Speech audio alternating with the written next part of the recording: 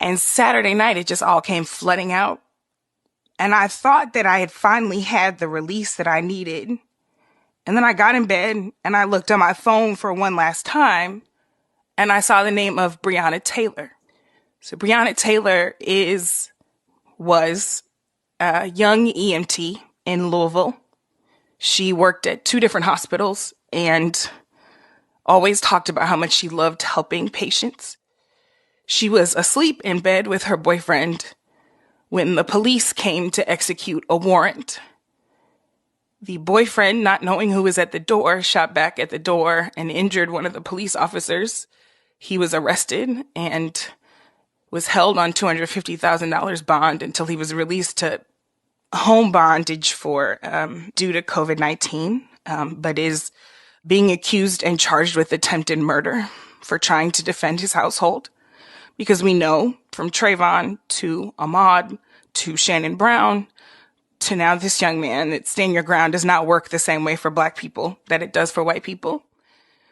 And as the police executed this warrant, they shot Breonna 8 times and killed her. The warrant was issued for a different house. They were looking for drugs that they did not find in Breonna's home.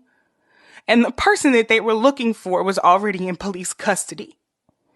Breonna was killed on March the 13th. And none of us have heard about it because there is no video. Apparently, the officers from this particular unit do not wear body cameras. And so there's not even footage for us to feel tension about. And I hadn't heard her name, even as somebody who lives in this just like you all do.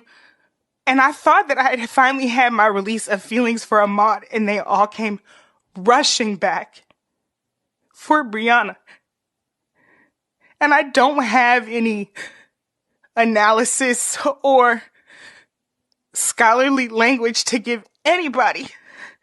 And I don't want to, because at some point, y'all are going to have to feel what it feels like to feel this.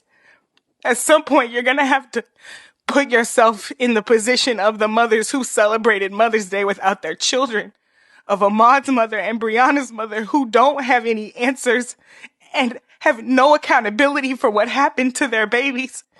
At some point, we're going to have to stop theorizing about it and going on cute runs and posting about it and actually decide to be doggedly anti-racist people who will stop at nothing to make sure that this is no longer people's reality. John O'Reilly on Twitter asked the only question that I think that matters. She said, "White people, what are you doing to make sure you are raising children who won't kill mine?" And I believe that's the only question to be asked.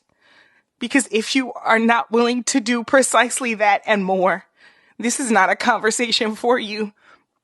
And we need you to be in this fight with us.